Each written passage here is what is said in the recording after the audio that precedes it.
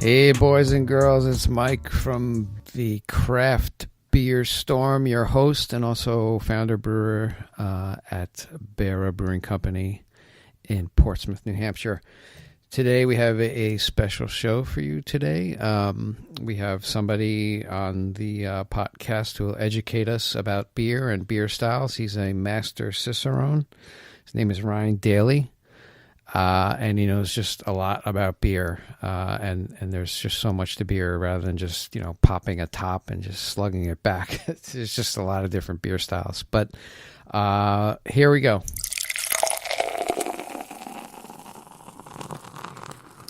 Hey, we're here at Ryan Daley. He is a Master Cicerone. I wanted to get one on the podcast, and Ryan agreed to be on. And how you doing, Ryan? I'm doing great, Mike. How are you? I'm okay. It's Thanks the morning. for having me. It's the morning. We just talked about our kids. You're up since 4:45, I guess. Yeah, it's all right. Sun's coming up. We're ready to rock. The sun's coming. The sun is out. The sun is out. So yeah, I wanted to get you on. I appreciate you being on, and mainly talk about the Master Cicerone certification. Sure. For wine, we have the sommelier, who's an expert in wine and food pairing. But we also have one for beer, which is a Cicerone, and Master Cicerone is the top category. So maybe you can maybe elaborate on where you were, your history, where you are now, and how you got to that Master Cicerone status. It's very very interesting. Yeah, for sure. So I'll kind of give you a little bit of an overview of the Cicerone program as a whole first, and then I can give you a little bit of my experience working my way through it. So, if anybody's not familiar with the Cicerone program, I think the best analogy we use is it's essentially a sommelier for beer. Most people are pretty familiar with wine sommeliers, so at least it's a quick connection for us to make of what a Cicerone actually is it relates back to beer. The program was founded by Ray Daniels in 2007. And, for the most part, Ray said the reason he founded the program was he was just finding a lot of bad beer. He just wasn't seeing that beer was getting the respect that it deserved, whether from a quality perspective or from a service perspective, a presentation perspective. So as kind of a longtime beer aficionado, passionate beer writer, speaker, judge, he kind of went ahead and said, you know what, enough's enough, and formed the program. At the time, in 2007, there was 3 levels of certification: certified beer server, certified Cicerone, and then Master Cicerone. And then a few years ago, in early 2016, they gave the first advanced Cicerone, which is kind of the new, now 3rd level. So now you have 4 levels of certification: certified beer server, certified Cicerone, advanced Cicerone, and then Master Cicerone. And then certainly as you work your way up, the intensity of the examination grows, the depth of knowledge and hands-on tasting, troubleshooting, things like that grows.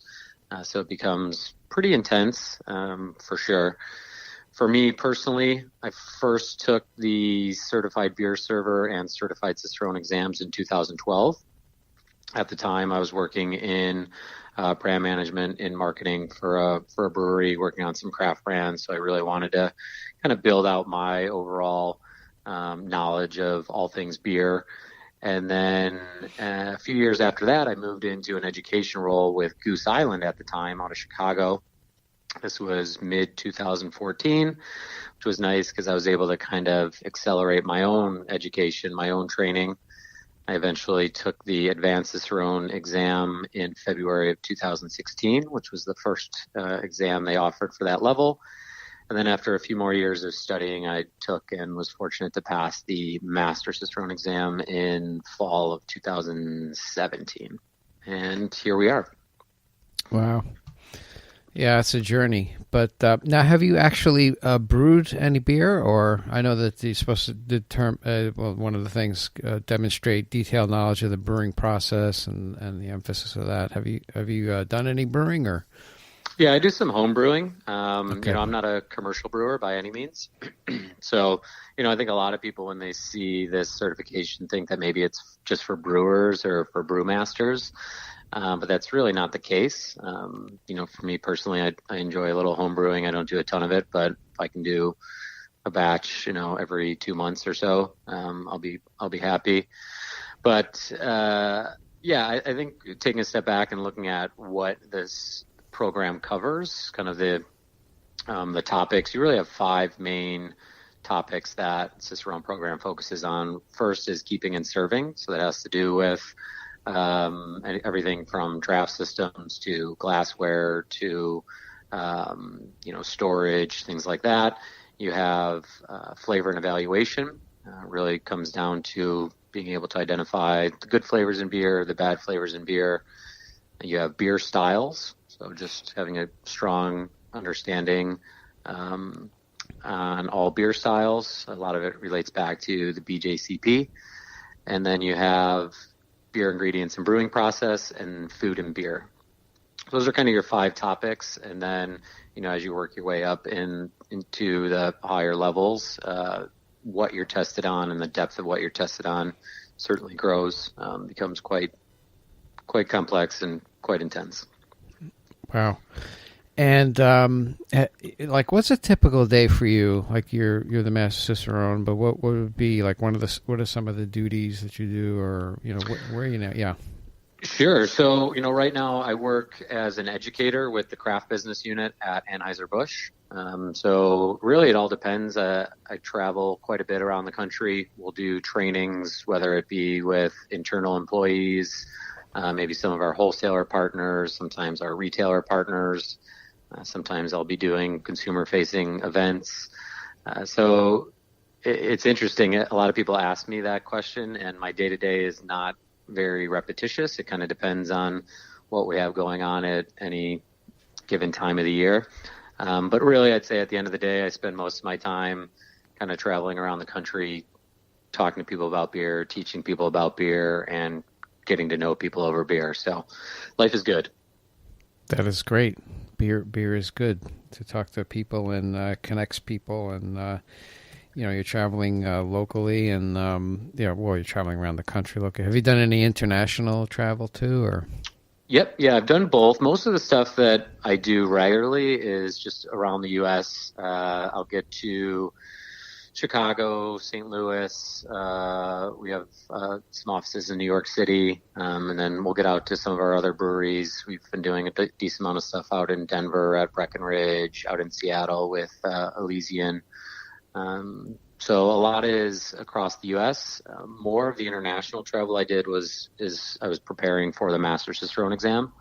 So I was fortunate to get to Germany a little bit, get to Belgium for a few days.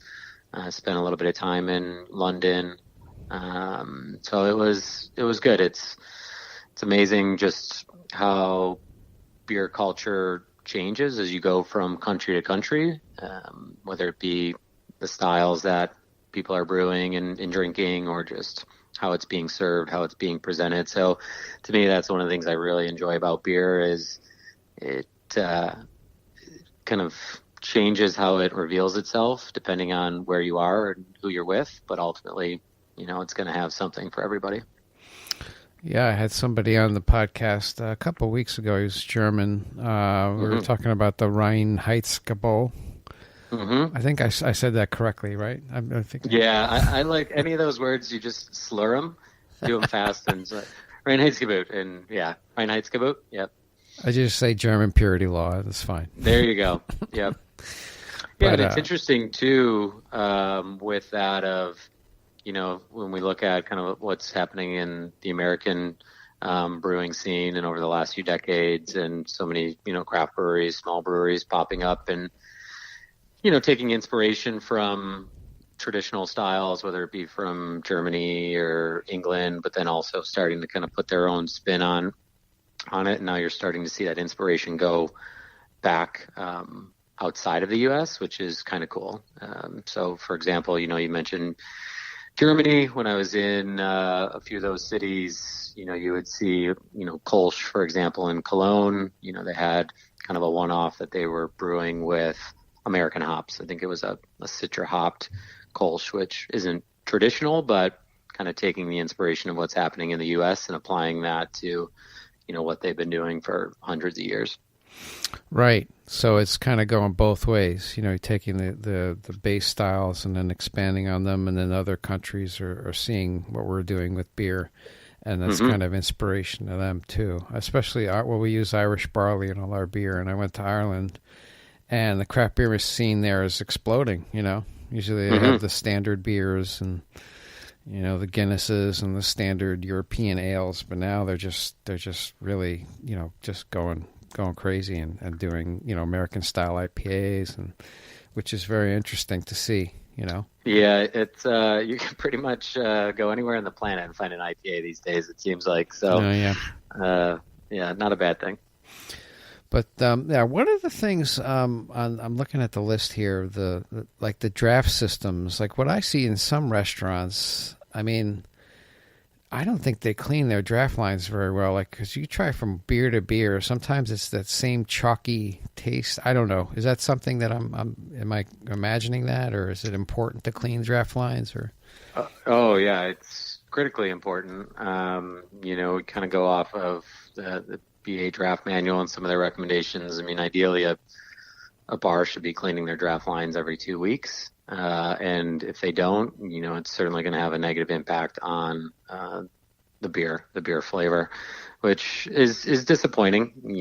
I kind of feel for the brewers, to be honest. You think about how much creativity and hard work they put into making a lot of these beers, and then once it leaves their brewery and gets to a distributor and ultimately to an account, the kind of the respect and quality that beer might actually come to life with or without is a little bit of a roll of the dice. And it depends at the state level. Some states, wholesalers are allowed to clean lines for accounts. So then, if you have your active wholesalers that can get out and enforce it and do it, my guess is the percentage is much higher that it's getting done.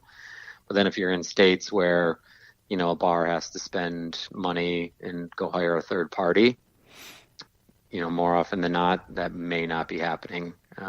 But it absolutely should be happening. Beer is a perishable product, a food product. And, if it's not well maintained from, essentially the cooler to the faucet or to the glass, it's going to have a negative impact on flavor. Yeah, and that's a sin, because these brewers are really, pouring their hearts and souls and passion into the beer, and they make a really great product, and then it gets to the restaurant and it just doesn't taste that good. It tastes bad sometimes. No. I mean, and that's a bad that reflects on the brewer, and I would suggest to people, if they go in and beer doesn't taste, I mean, if it's local craft beer or high quality beer, and if it doesn't taste well, go to the manager and say, hey, you guys cleaning your tap lines? Because sometimes I'll have a beer, like I went into one restaurant, I had a darker ale, like a stout or something, and then I had a lighter like ale, like an IPA, and they tasted the same. That's bizarre. I was like, what is wrong with this? And I got the waitress. I said, what are you doing here? These are two totally different beers. They should be tasting different, and they're tasting the same. And do you clean your tap lines? What's going on?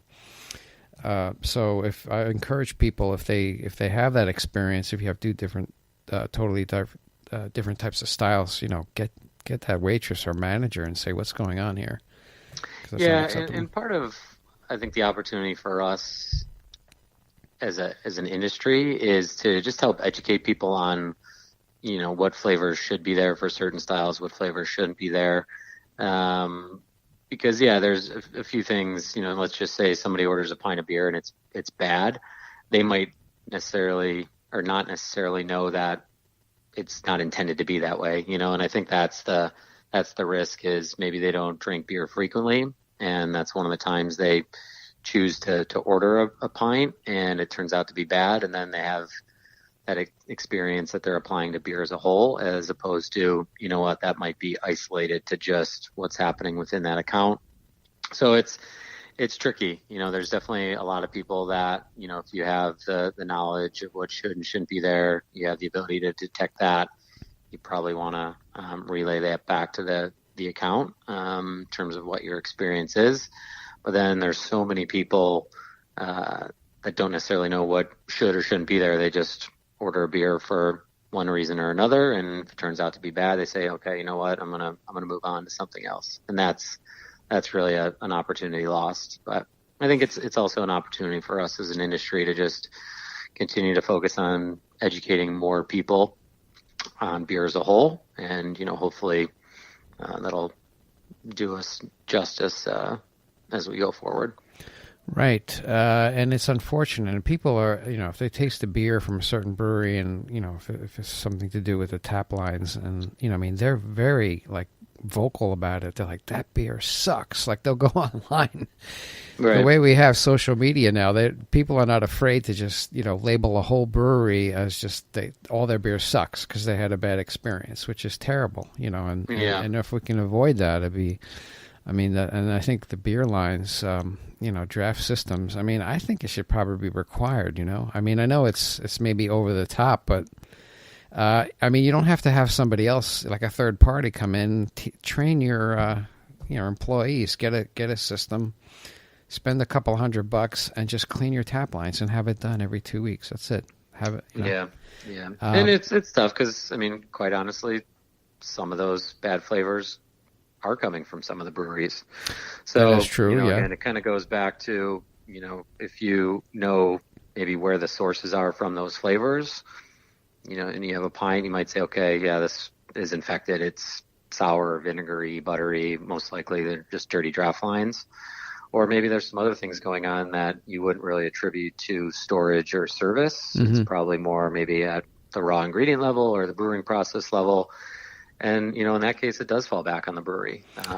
And with over 7,000 breweries now, the reality is not all those breweries are putting out the best beer. No. And if you see it from account to account, then, that's the brewery problem. But I see on here, I'm looking at the Cicerone, off-flavor recognition using Aroxa.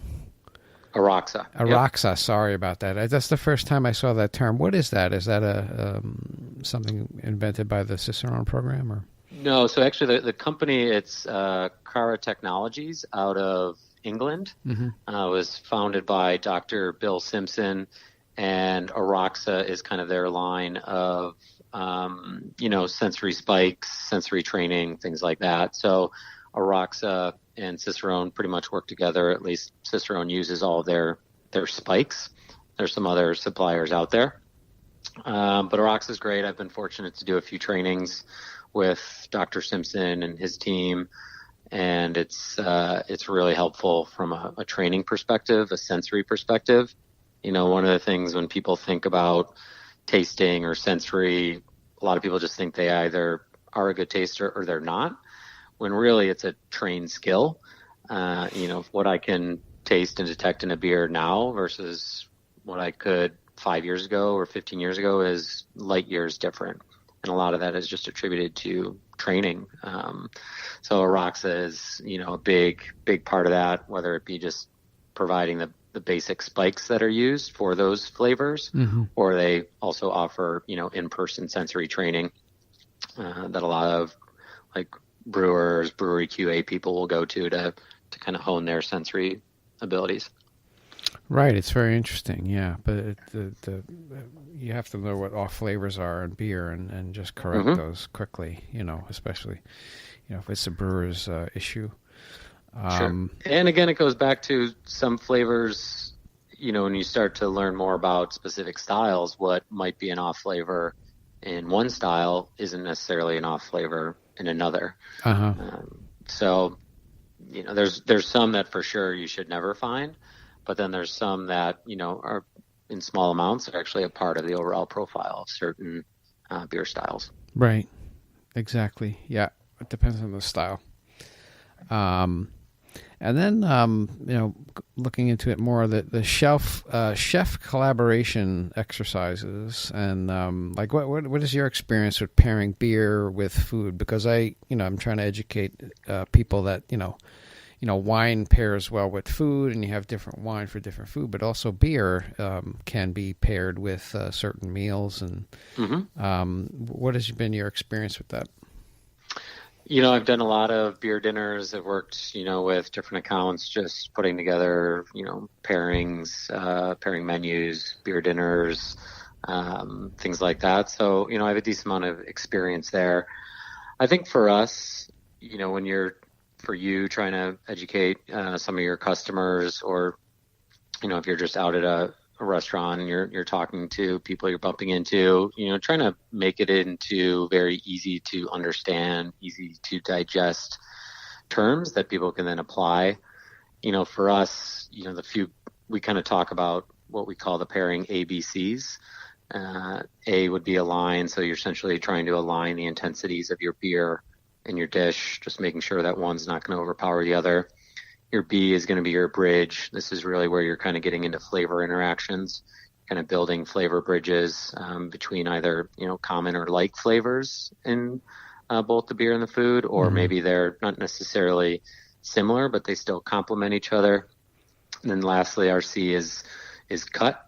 This is really where you're focusing on kind of leveraging some of the cutting elements in a beer, whether it be carbonation, bitterness, acidity, to kind of cut through various, textures of a dish. And also you kind of start to bring in that contrast element, which is a little bit more, for me, like the basic taste level. Is it sweet contrasting sour, or is it sweet contrasting bitter, things like that. And once you have a little bit of that framework, you can start to explore and play around. But at the end of the day, beer is so versatile that no matter what you're eating, there's going to be a beer that's perfect for it. Right.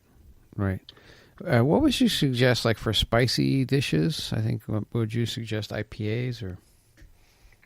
Well, spicy, I guess, could go a lot of different ways. Are you saying just kind of more like heat spice? Yeah, heat, spicy. Maybe spicy chili or something like that. Or... Sure. Yeah, and there's kind of two ways you could go here.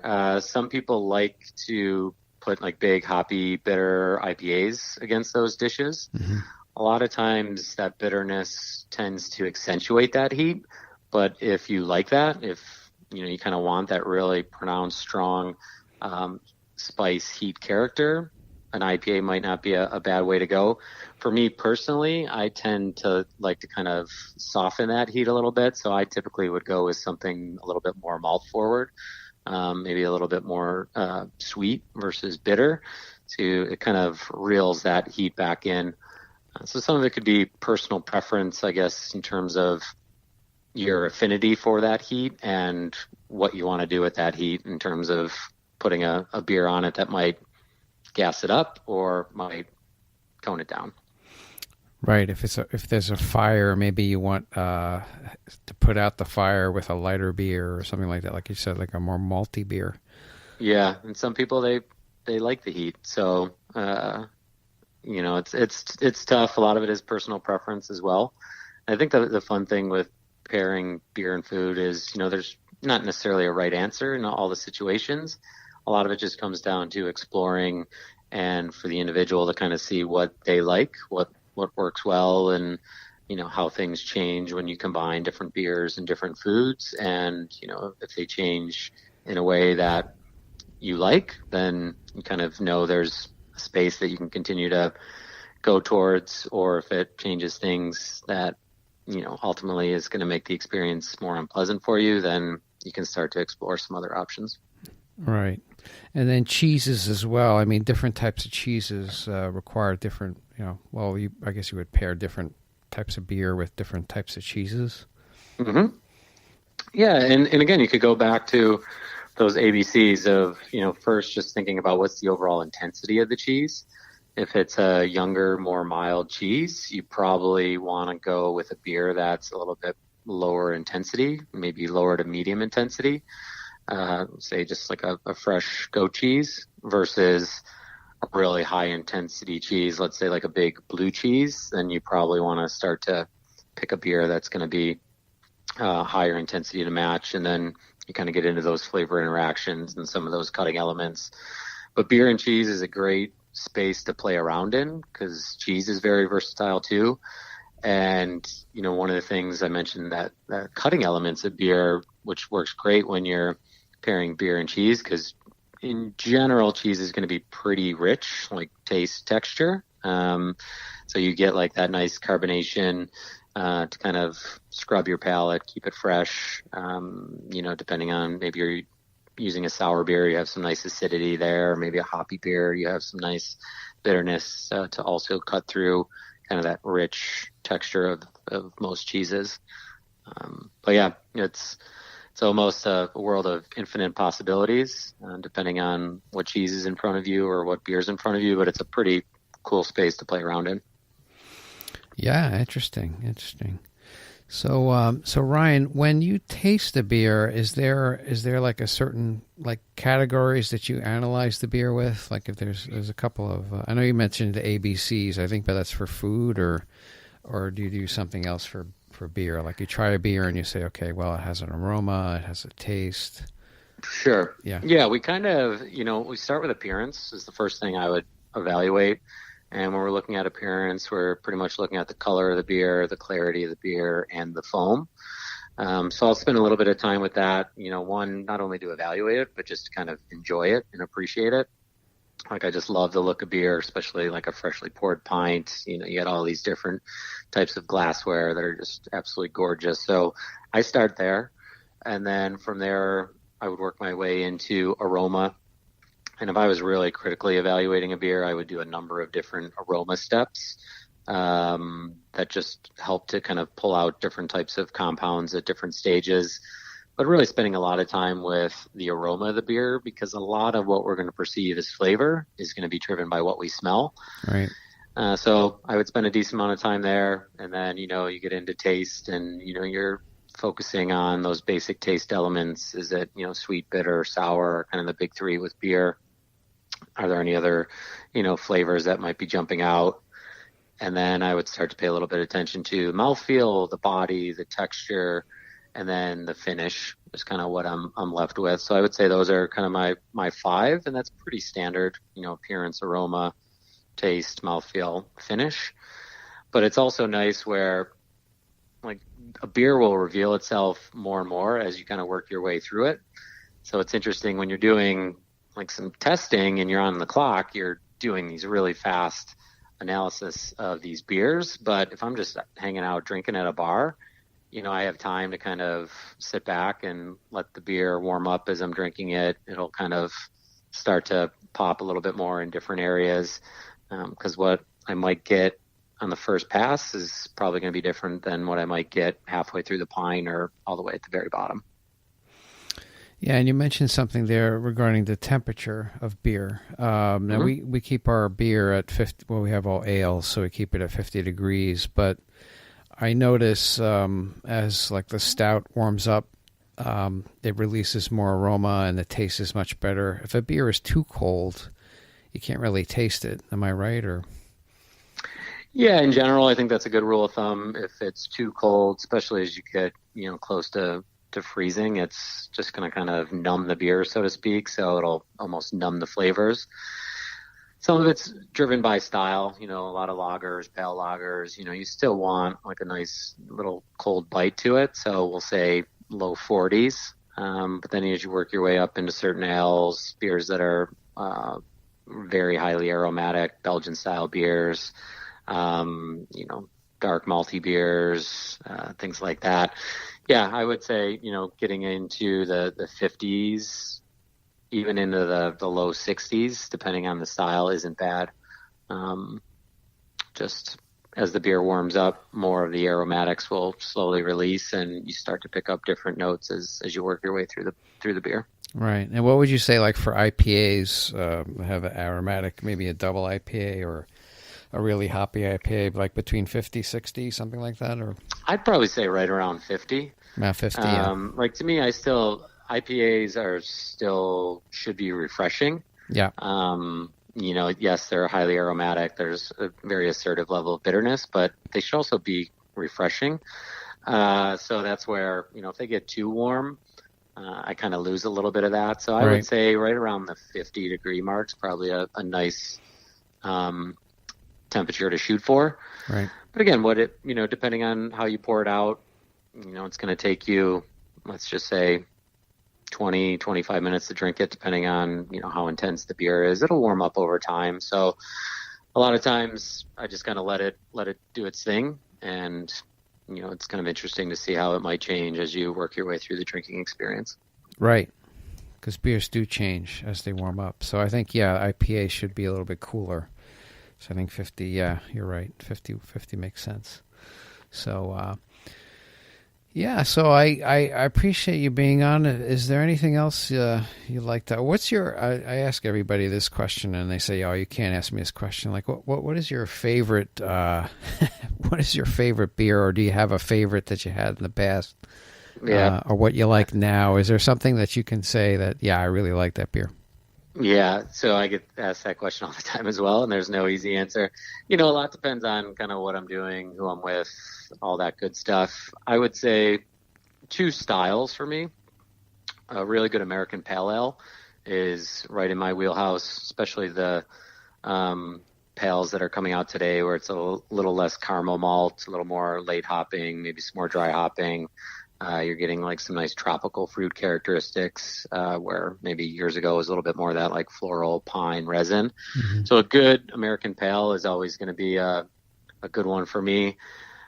I think another style that I'm really starting to gravitate more towards is a goose, a kind of blend of lambic beer from Belgium, but also you're seeing a lot of American brewers doing like Brett Saisons. A saison with a little Brettanomyces, which you get some similar characteristics to a goose with the Brett. So I like a lot of the American-made Brett saisons I've had lately. So that one's kind of creeping up my list in terms of favorite styles.